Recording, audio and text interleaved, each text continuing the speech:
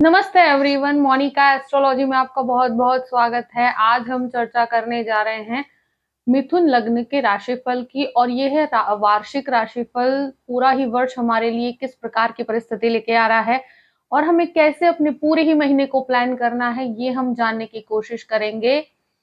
और देखिए, सबसे पहली बात ये होती है कि जब भी हम वार्षिक राशिफल देखते हैं तो उसमें सबसे पहला महत्व जो होता है कि 4 ग्रह जो होते हैं, राहु, केतु, गुरु और शनि, ये लंबे अंतराल के लिए बदलाव लेते हैं। इस वजह से जब भी हम वार्षिक राशिफल देखते हैं तो उस वक्त इन 4 ग्रहों का महत्व सबसे ज्यादा रहता है। तो उनके ट्रांजिट पे हम सबसे ज्यादा चर्चा करेंगे और उसके साथ साथ बुध की भी चर्चा करेंगे क्योंकि ये आपके लग्न के स्वामी है। देखिए, और सूर्य, शुक्र, मंगल ये हर महीने 15 दिन और अंतराल के अंदर बदलते रहते हैं, तो वो परिस्थिति पूरी अलग होती है। और उसका हम जो भी कहते हैं ना कि राशिफल होता है वो महीने के राशिफल में आप देख सकते हैं। मगर जब वार्षिक राशिफल है तो हम जो बड़े बदलाव होने वाले हैं हमारे जीवन में, क्योंकि ये 12 महीने का ट्रांजिट है, तो कौन से महीने में किस प्रकार के चेंजेस हैं उसकी हम चर्चा करेंगे। सबसे पहले देखते हैं ग्रह गोचर किस प्रकार से है। देखिए, गुरु जो है 22 अप्रैल से मेष राशि के अंदर आएंगे, तो ये एक ट्रांजिट है जो गुरु करने वाले हैं इस साल और फिर वो पूरे ही वर्ष मेष राशि के अंदर ही रहेंगे। शनि पहले ही महीने में यानी कि जनवरी 17 को कुंभ राशि में प्रवेश कर रहे हैं। ये सबसे बड़ा ट्रांजिट है इस वर्ष का और इससे हमारे जीवन में काफी परिवर्तन आएंगे, उनकी भी हम चर्चा करेंगे। और 17 जून से 4 नवंबर तक शनि वक्री होंगे। राहु मीन राशि के अंदर 30 अक्टूबर को प्रवेश करेंगे, यानी कि मेष राशि के अंदर राहु का जो भ्रमण है वो 30 अक्टूबर तक रहने वाला है। उसके बाद वो मीन राशि के अंदर प्रवेश कर जाएंगे। केतु जो है कन्या राशि में 30 अक्टूबर को प्रवेश करेंगे, यानी कि 30 तारीख तक जो केतु है उसका अंतराल तुला राशि के अंदर ही रहेगा, यानी कि ऑलमोस्ट 10 महीने तक। तो ये सब जो परिवर्तन है मैंने आपके सामने रखे हैं और फिर बाद में हम और भी चर्चा करेंगे बुध की और अन्य ग्रहों की। मगर मुख्य रूप से यही बदलाव है, इसी के ऊपर से हम पूरे वर्ष का वृत्तांत निकालेंगे। तो सबसे पहले हम चर्चा करते हैं 17 जनवरी को जो शनि परिवर्तन होने जा रहा है उसकी चर्चा करते हैं। देखिए, शनि आपका अभी जो है अष्टम भाव में मकर राशि में चल रहा है और अब 17 जनवरी को वो आपके नवम भाव में आएंगे। अब ये भाग्य स्थान है और शनि जो है कुंभ राशि में खुद के राशि के अंदर है, स्वगृही राशि में है। तो देखिए, जो लास्ट 2.5 साल का अंतराल जो 8th हाउस के अंदर शनि था उसकी वजह से काफी प्रॉब्लमेटिक सिचुएशंस क्रिएट हुई थी, क्योंकि कार्यस्थल के ऊपर भी उसकी दृष्टि थी, आपकी फैमिली लाइफ में भी थी और आपके 5th हाउस पे भी उसकी दृष्टि थी। मगर अब ये शनि यहाँ से ट्रांजिट करके जब 9th हाउस में जाएंगे तो सबसे बड़ा प्लस पॉइंट ये है कि नवम भाव भाग्य स्थान है, जहां पर भी भाग्य के अंदर जो सपोर्ट आपको प्राप्त नहीं हो रहा था, तो अब शनि के द्वारा ये आपको प्राप्त होगा। सबसे पहले जो चर्चा करते हैं कि ये 9th हाउस जो होता है स्पिरिचुअलिटी का होता है, तो यहाँ पर आध्यात्मिकता में बढ़ोतरी होगी और यहाँ फादर के साथ भी रिलेशंस में पहले से इंप्रूवमेंट होगा। उनके साथ ज्वाइंट बिजनेस करना चाहते हैं तो भी यहाँ पर आपको ये शनि काफी पॉसिबिलिटीज देता है। दूसरी चीज, यहाँ आप कुछ आध्यात्मिक यात्राओं के अंदर भी इंटरेस्ट ले सकते हैं और स्पिरिचुअलिटी में आप पुण्य के कार्य के साथ ज्यादा जुड़ेंगे। और ये शनि जो यहाँ पर भाग्य का स्वामी होकर बैठा है, तो ये हायर एजुकेशन के अंदर काफी हेल्प करता है। यानी कि जो लोग भी मास्टर्स करना चाहते हैं लॉ के अंदर या टेक्निकल फील्ड के अंदर या किसी भी चीज के अंदर, अगर आप मास्टर्स करना चाहते हैं तो ये 2.5 साल आपके लिए बहुत ही ज्यादा सपोर्टिव है।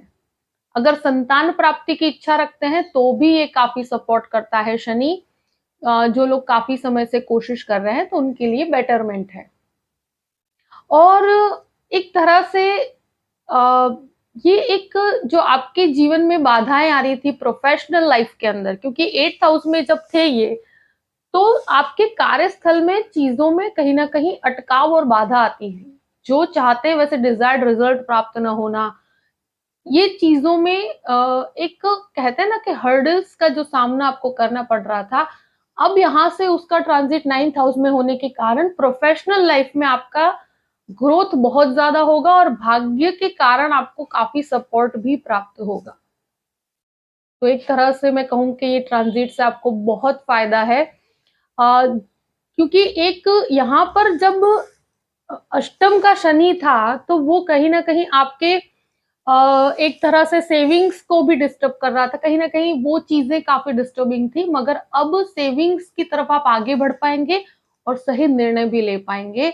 अगर किसी का भी रिलेशनशिप को लेकर या कोई भी ऐसी लव रिलेशनशिप है, वहाँ पर डिस्टर्बेंसेस थे, तो अब उसको आप सॉर्ट आउट भी कर पाएँगे। आपके रिलेशनशिप में एक स्टेबिलिटी आएगी। क्योंकि ये शनि के ट्रांज़िट की वज़ह से कहीं न कहीं आप में जो चीज़ें आप सॉर्ट आउट नहीं कर पा रहे थे, तो वो आप कर पाएँगे। तो एक तरह से ये पॉज़िटिविटी है। अब बात करते हैं इसकी दृष्टियों की, तो शनि की एक दृष्टि जो है वो आपके 11वें स्थान पर पड़ती है और ये मंगल की राशि है, नीचस्थ राशि है। शनि की जो दृष्टि है, ये पॉज़िटिव नहीं है। यहाँ पर राहु 30 अक्टूबर तक है और गुरु गुरु का भी ट्रांज़िट होगा जिसकी हम अभी चर्चा करेंगे, मगर ये दृष्टि की वज़ह से मैं एक ही चीज़ कहूँ कि बहुत बड़ा जंप लेने की कोशिश मत कीजिएगा। कहीं पर भी झूठ का सहारा लेकर आप कहीं पर भी कोई पोज़ीशन को प्राप्त करने की कोशिश मत कीजिएगा। शॉर्टकट लेने की कोशिश मत कीजिएगा, तो आपको आगे जाके प्रॉब्लमैटिक सिचुएशंस का सामना करना पड़ सकता है। क्योंकि ये नीचस्थ दृष्टि है और मंगल की राशि है, राहु ऑलरेडी स्थित है, तो यहाँ पर व्यक्ति अपने लाभ के लिए कहीं न कहीं शॉर्टकट्स ढूँढता है, तो ये चीज़ें आपको नहीं करनी चाहिए, उससे आपको नुकसान होगा। जैसे बड़े भाई-बहन हैं, उनके साथ भी संबंधों में बहुत पीसफुली आपको चलना पड़ेगा, वहाँ पर मुझे लगता है कुछ डिस्टर्बेंसेस हो सकते हैं।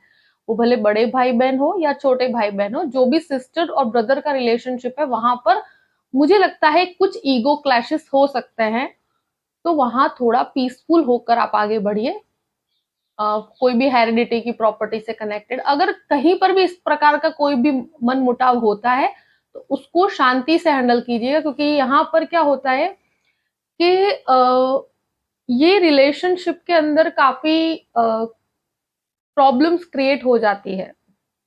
क्योंकि यहाँ पर राहु के होने की वजह से ये चीज़ें होंगी और मंगल की राशि जो मेष राशि है, वो शनि की सबसे नीच राशि है और उसकी दृष्टि उसी पे पड़ रही है। तो इस चीज़ का आपको ध्यान रखना है। शनि की एक दृष्टि आपके तृतीय स्थान पर भी पड़ती है, तो ये जो 3rd हाउस है वहाँ पर क्या आप इनिशिएटिव लेंगे तो काफ़ी स्थिरता के साथ होंगे वो इनिशिएटिव। क्योंकि ये कोई भी कार्य बिना सोचे-समझे नहीं करना देता और ये एक प्रोसेस होगा आपका आगे बढ़ने का। पर मैंने जैसे कहा कि बहुत बड़ा जंप लेने की कोशिश में या बहुत ज़्यादा अगर आप आपको लगेगा कि आपको सक्सेस प्राप्त हो रहा है, तो बहुत जो कहते हैं ना व्यक्ति जितना होशियार होता है, तो वो खुद को बहुत ज़्यादा ओवर स्मार्ट समझने की कोशिश करता है और फिर वहाँ पर लोगों को वो कहीं न कहीं झूठ बोलकर या इस तरह से लाभ लेने की कोशिश करता है, तो ये चीज़ों को आपको नहीं करना चाहिए। क्योंकि ये टेंडेंसीज़ मैंने देखी है जब भी इस प्रकार का राहु के ऊपर भ्रमण होता है प्लस गुरु का भी ट्रांज़िट होगा उसकी भी चर्चा करूँगी मैं। तो वहाँ ये चीज़ें डेवलप होती है क्योंकि ये सफलता बहुत अच्छी देता है, तो वहाँ व्यक्ति इस प्रकार के बिहेवियर की वजह से नुकसान पहुँचता है उसको काफ़ी। और देखिए कोई भी ट्रांसफर्स है, आप एक्सपेक्ट कर सकते हैं, वहाँ आपको फ़ायदे होंगे। कोई घबराने की स्थिति नहीं है, कोई भी बदलाव की स्थिति है, उसे एक्सेप्ट किया जा सकता है और घबराने की कोई स्थिति नहीं है। यहाँ पर इनिशिएटिव टेक्निकल चीज़ों के अंदर अगर आप हैं, तो आपके लिए काफ़ी अच्छा ग्रोथ है। कोई भी लीगल डिपार्टमेंट में काम करते हैं, तो भी बहुत अच्छा है। तो हायर अथॉरिटीज़ के लिए, हायर पोज़ीशंस के लिए ये सपोर्ट करने वाला शनि है। शनि की एक दृष्टि जो है वो आपके 6th हाउस को भी देखती है। यहाँ कॉम्पिटिटिव एग्जाम्स के अंदर आपको काफ़ी अच्छा सपोर्ट प्राप्त होगा। अगर आप कॉम्पिटिटिव एग्जाम्स की तैयारी कर रहे हैं और आप रिजल्ट एक्सपेक्ट कर रहे हैं, तो ये शनि से आपको पूर्ण सपोर्ट प्राप्त होगा और आपको काफी फायदे वाली स्थिति है।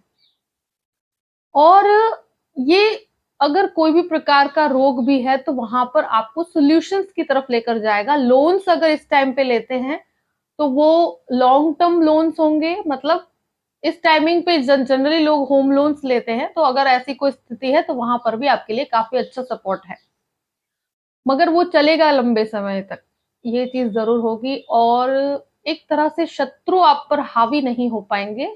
और मेडिकल प्रोफेशन वालों के लिए बहुत अच्छा है, टेक्निकल वालों के लिए बहुत अच्छा। और 6th हाउस में एक चीज मैं जरूर कहूंगी कि अगर स्वास्थ्य से संबंधित बात की जाए तो बहुत ज्यादा घबराने की स्थिति नहीं है, मगर अगर कोई भी प्रकार की प्रॉब्लम्स हैं तो वो आप सॉर्ट आउट कर पाएंगे। अब बात करते हैं गुरु के ट्रांजिट की, क्योंकि शनि का ट्रांजिट जो मैंने बताया पहले से आपके लिए बहुत इंप्रूविंग पोजीशन है।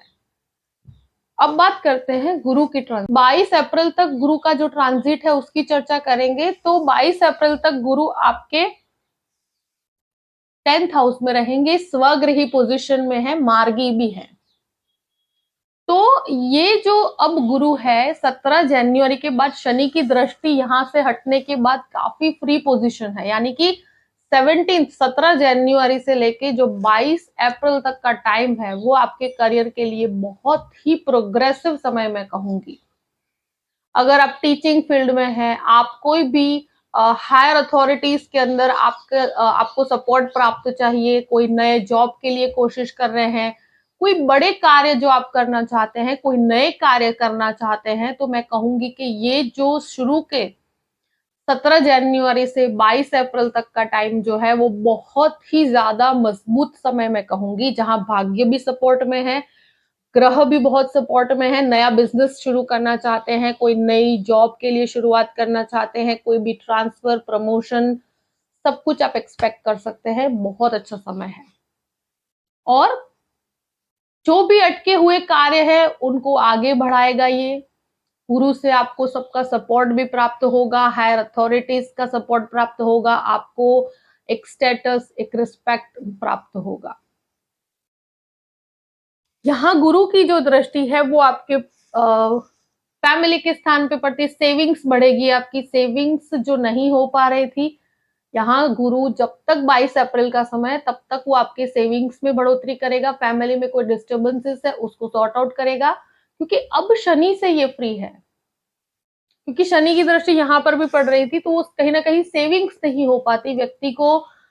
जिस प्रकार की इनकम होनी चाहिए, अगर इनकम है तो एक्सपेंस उसके अंदर इतना बैलेंसिंग कर देता है कि कुछ सेव नहीं हो पाता, तो वहां पर सेविंग्स को बढ़ोतरी करेगा, इन्वेस्टमेंट बहुत अच्छे होंगे।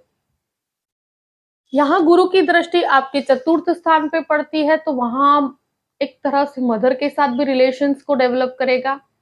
आप अगर कोई भी प्रॉपर्टी लेना चाहते हैं तो वहां पर भी बहुत सपोर्टिव पोजीशंस हैं। कोई कार खरीदना चाहते हैं, व्हीकल खरीदना चाहते हैं, कोई जमीन खरीदना चाहते हैं, तो भी आपके लिए 22 अप्रैल तक का बहुत अच्छा समय है, वहां आपको आगे बढ़ना चाहिए।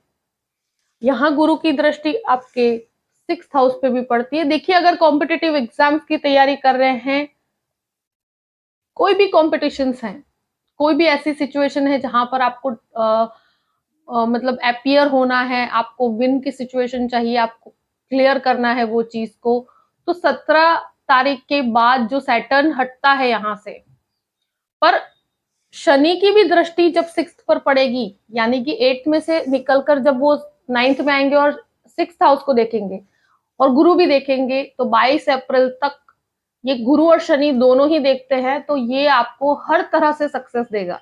और जो स्टूडेंट्स हैं उनके लिए तो बहुत ही अच्छा समय है। जो कार्य, जो बाधाएं थी उसको सॉर्ट आउट करेगा ये। सारे डिस्ट्रैक्शंस को हटके ये आपको करियर में एक अच्छा ग्रोथ देगा। तो आई थिंक ये बहुत ही पॉजिटिव समय है, क्योंकि अभी क्या है कि ये एक व्यक्ति को जागृत करता है इंटरनली कि उसे आगे क्या करना है। स्टूडेंट्स को भी जागृत करेगा कि उनको किस प्रकार के कोर्स में जाना चाहिए, किस प्रकार से आगे बढ़ना चाहिए, तो ऐसी स्थितियां क्रिएट होगी।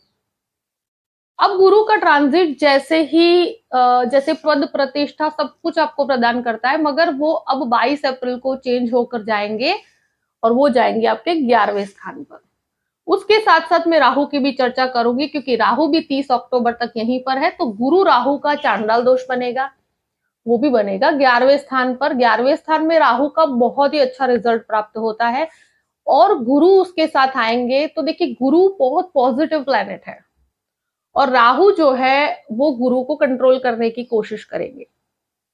यहां पे क्या होता है कि ये गुरु चांडाल दोष आपके लिए इतना नेगेटिव नहीं है, मगर सफलता मिलने के बाद भी व्यक्ति अगर शॉर्टकट्स लेने की कोशिश करे या झूठ बोलकर कार्य करने की कोशिश करे और वो सोचे कि अब वो बहुत ज्यादा, कहते हैं ना कि जहां पर जो आपको प्राप्त हो रहा है वो बहुत अच्छा लेवल तक है, फिर उसमें भी आप सोचे कि अब मैं कोई भी शॉर्टकट लेके उससे भी आगे बढ़ जाऊं, तो वो कार्य मत कीजिए, क्योंकि राहु का कार्य मेलिफिक है और शनि भी यहाँ पर जो दृष्टि करते हैं वो पॉजिटिव नहीं है, तो वहां आपके लिए बाधाएं उत्पन्न होगी अगर ऐसा कोई भी कार्य करते हैं। तो हायर हायर अथॉरिटीज के साथ भी बहुत शांति से आपको डील करना पड़ेगा 22 अप्रैल के बाद, क्योंकि ये 22 अप्रैल से लेकर 30 अक्टूबर तक आपको बहुत शांति से चीजों को हैंडल करना पड़ेगा।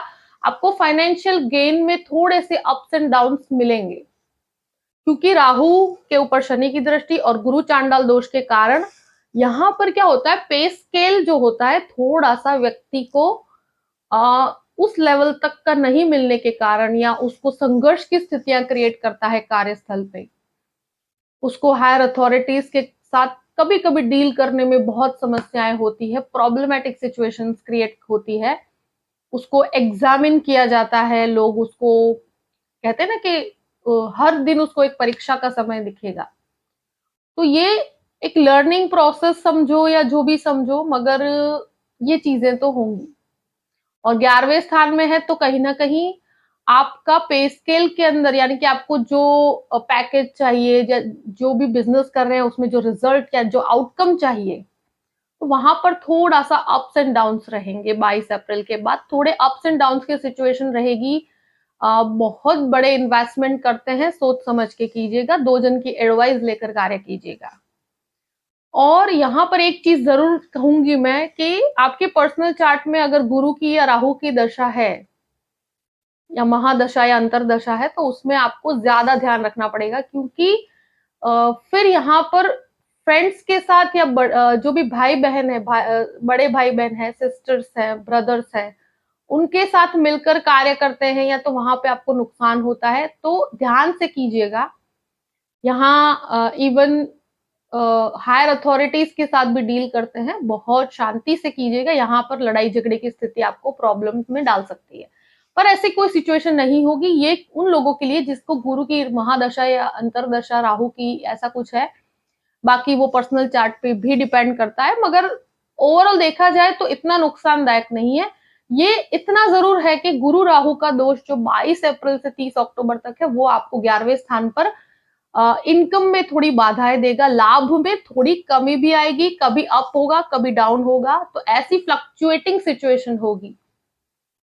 तो आप, क्योंकि मंगल की भी प्लेसमेंट अगर जैसे ही ट्रांजिट में मंगल पॉजिटिव होगा तो उसका रिजल्ट आपको पॉजिटिव मिलेगा, कभी नेगेटिव होगा तो वहां पर आपको थोड़ा सा नेगेटिविटी का सामना करना पड़ेगा, मगर ये एक ऐसा फेज है कि जहां पर ध्यान रखेंगे तो घबराने की स्थिति नहीं है। गुरु की एक दृष्टि जो है आपके तृतीय भाव पे भी पड़ेगी, तो टूर्स ट्रैवलिंग इस तरह का बिजनेस करते हैं तो वहां आपकी बढ़ोतरी है, टूरिंग बहुत ज्यादा होगी, क्योंकि यहाँ जो अप्रैल के बाद जो गुरु आ रहे हैं वो आपके लिए यात्राएं, प्रमोशन, ट्रांसफर्स, आपका स्थान परिवर्तन हो सकता है, ऐसी स्थितियां क्रिएट होगी और ये आपके लिए पॉजिटिव है डेफिनेटली।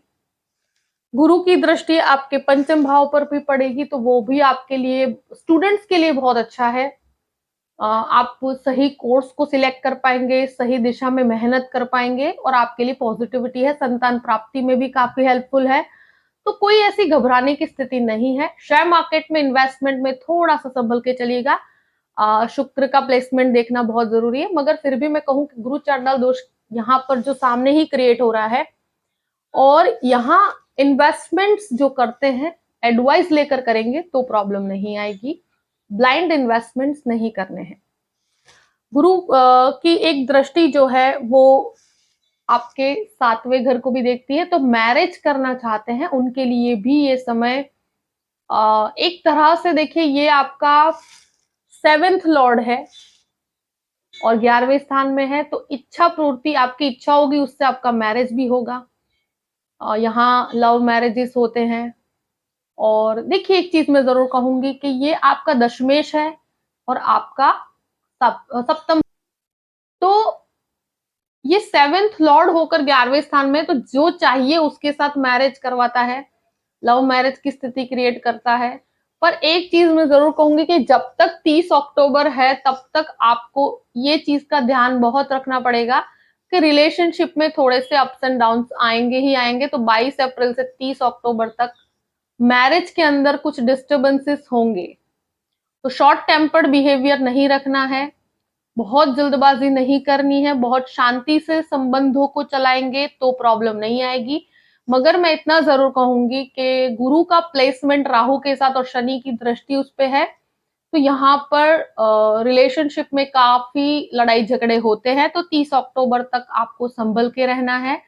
और अगर जल्दबाजी न करें और संबंधों को समय देकर आगे बढ़ेंगे और शांति से अपने बिहेवियर को अगर आप चलाएंगे तो प्रॉब्लम नहीं आएगी। अगर आप अपनी वाणी को खराब करके आगे बढ़ते हैं तो यहाँ पर नुकसान होगा। बाकी ये गुरु राहु चांडाल दोष है, व्यक्ति को काफी रिबेलियस मैरिजेस होते हैं यहाँ पर, जैसे आउटकास्ट मैरिजेस होते हैं, तो ऐसी चीजें होती है जहां लव मैरिजेस होती है, मगर फिर वो आपके रिलेशनशिप को काफी डिस्टर्बेंसेस भी देते हैं। तो 30 अक्टूबर तक किस चीज का ध्यान रखना है कि अगर मैरिज करते हैं तो वहां पर आपको उनके रिलेटिव्स के साथ, उस व्यक्ति के साथ बहुत शांति से डील करना पड़ेगा। वहां पर रिचुअल्स को लेकर, कस्टम्स को लेकर प्रॉब्लम्स हो सकती है, तो ऐसे में बहुत शांति से बिहेव करना है फैमिलीज के साथ भी और इवन उस व्यक्ति के साथ भी। तो 30 अक्टूबर के बाद बहुत घबराने की स्थिति नहीं है, उसके बाद तो बहुत अच्छा है।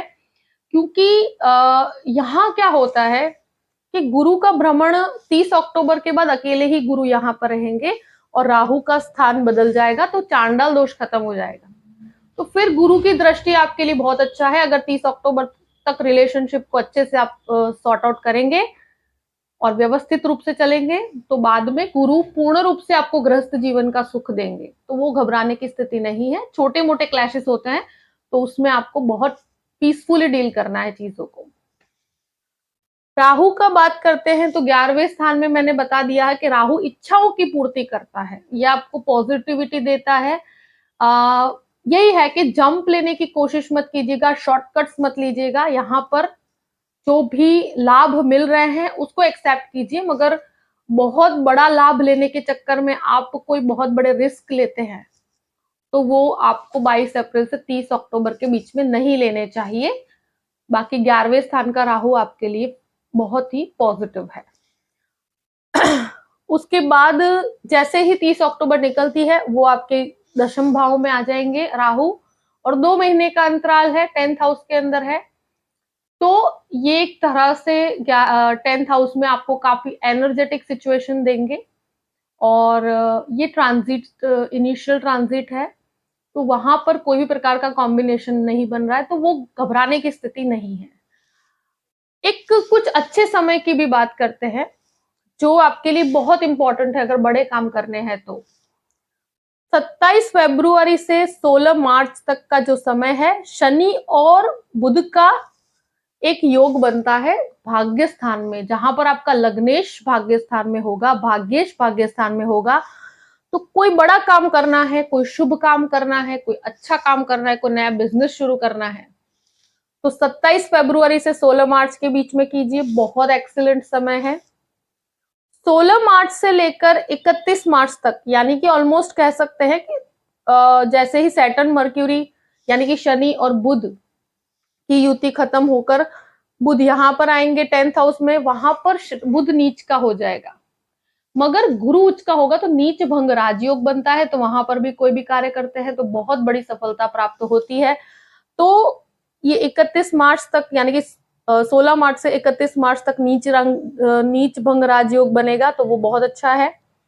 24 जून से लेकर 8 जुलाई तक जेमिनाई में, यानी कि मिथुन राशि के अंदर खुद के घर में ही बुध रहेंगे, तो वो बहुत ही अच्छा समय है। वहां पॉजिटिविटी बहुत ज्यादा है, कोई बड़े कार्य करने हैं, शुभ समय है, कोई भी काम करेंगे आपको डेफिनेटली सक्सेस मिलेगा।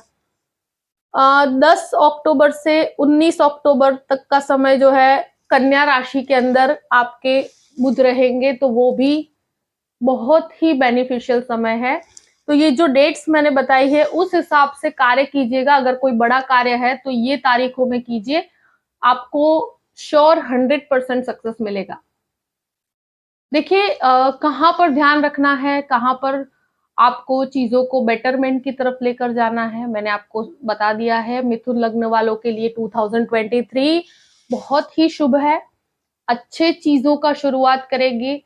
बहुत जो एग्जामिनेशन आपने दिया है, प्रॉब्लम्स फेस करिए, तो यहाँ आप ग्रेजुअली आप बाहर भी निकलेंगे, आपके लिए ग्रोथ भी होगा। देखिए थोड़ा स्लो एंड स्टेडी होगा, मगर ये एक तरह से आपको काफी अच्छा इनिशिएटिव देगा, आपके लिए बहुत कहते हैं ना कि सकारात्मक सोच के साथ ये शुरुआत होगी, तो बहुत घबराने की स्थिति नहीं है, बहुत पॉजिटिव है। जो भी परिस्थिति है मैंने आपके सामने रख दी है। आई होप कि ये वीडियो आपको पसंद आया होगा। पसंद आए तो लाइक भी कीजिएगा और सब्सक्राइब भी कीजिएगा। अगर आप मुझसे कंसल्टेशन लेना चाहते हैं तो डिस्क्रिप्शन बॉक्स में मैंने अपने ईमेल आईडी दिया हुआ है, astrologymonica@gmail.com। आप उस पर मेल कर सकते हैं। मैं आपको पूरी ही जानकारी प्रदान करूंगी कि कैसे मुझसे कांटेक्ट किया जाए और कैसे मुझसे कंसल्टेशन लिया जाए।